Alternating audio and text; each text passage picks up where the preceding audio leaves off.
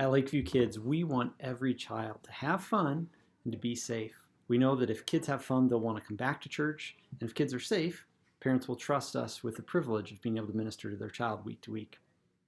Because safety is so important, we want to review just a few basics that every volunteer needs to know so that we can have a safe environment for our kids. Promise this won't take too much time, but please pay attention to these key details so that you're ready when the unexpected happens.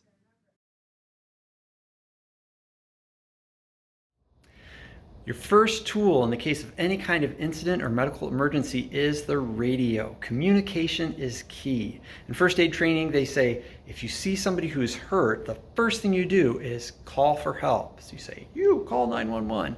Well, hopefully you're not dealing with any emergencies of that nature. But if a child bonks their head or is bleeding, please call. Even if you can handle it yourself, call a coach or a staff member to your room so that we can provide additional assistance for you. That's why we're here.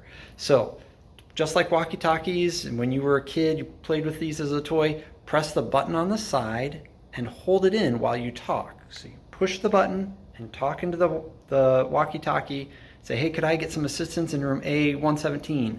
Or could I get some assistance in the elementary room? We will come to you, okay? Any kind of medical emergency, call for assistance so that we know what's going on and we can help you.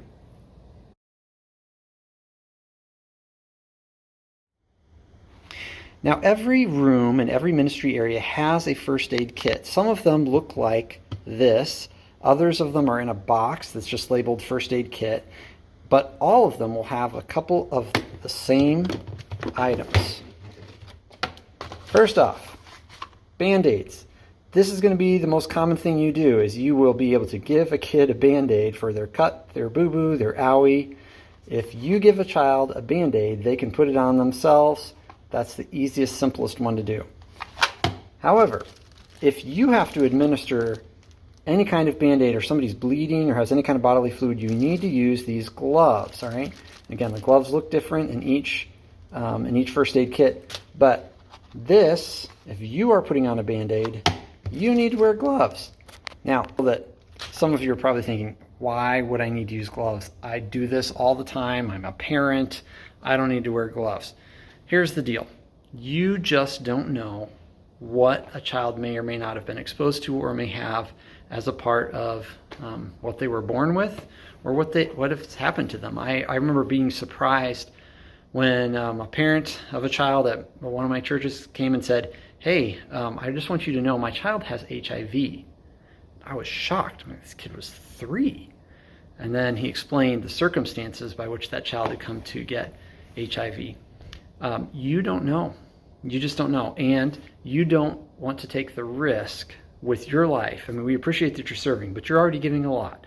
Please don't risk your own health. So if you are dealing with blood, put on gloves. I know you don't intend on touching the blood. I know you don't mean to, but if you're dealing with saliva or blood, you need to use your gloves. Now, the last element in every first aid kit is some type of ice pack, and most of these are pretty similar. You're going to shake it, you're going to squeeze it, you'll hear a pop, and then you'll be able to apply the cold pack. This is going to happen a lot when kids bump their head. If they've got any kind of welt or bruise or some kind of bump, let's use that cold pack and help reduce the swelling. And that's really all that's in the first aid kit. We don't have any surgical tools in there. We don't have anything crazy because we don't want you doing anything more complicated than that. If it's a broader emergency than that, we really need to rely on staff or medical personnel to take care of it. So your first aid kit is equipped with Band-Aids, gloves, and an ice pack. Beyond that, please rely on medical professionals to apply what needs to be done.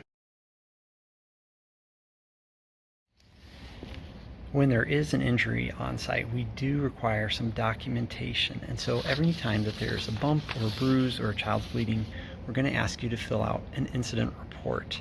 This is very important for documenting for insurance purposes so that if the child does need to get medical attention, the church's insurance policy can verify that there was something that happened and they can go ahead and provide the medical assistance necessary, because we'll have documentation saying, yep, this really did happen, somebody did get hurt. It also allows us to see as staff if there's a general trend, if kids keep getting hurt in a certain room, or if there's a certain procedure that's causing kids to get injured over and over again. We want to know about that. And so even if it seems small, these incident reports are great for helping us see as a team what's going on. The incident reports are pretty easy to follow. I'll show you what it's all about. The top of the incident report just requires some information like where did it happen, when did it happen, who was there, what kind of injury was it. Then there's a small part for the description, as well as a list of who else was there, maybe a coach or maybe some staff members were involved. And then as staff, we document what kind of follow-up we did with the parents, just to make sure that the child is okay, and as well as to build any bridges that we might need to make with the parents so that they feel loved and accepted here at Lakeview. Your role as a team member is to help us know what's going on, so please take the time to fill out any incident reports when a child is injured, even if it's a minor injury.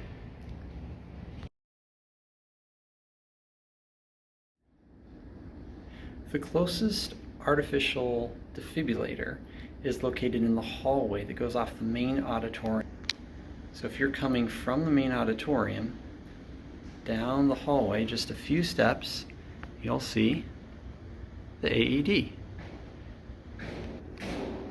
If you've been trained in the AED use by our first aid training, then you are able to use this in the event that you ever see somebody who is having a heart attack and needs medical attention.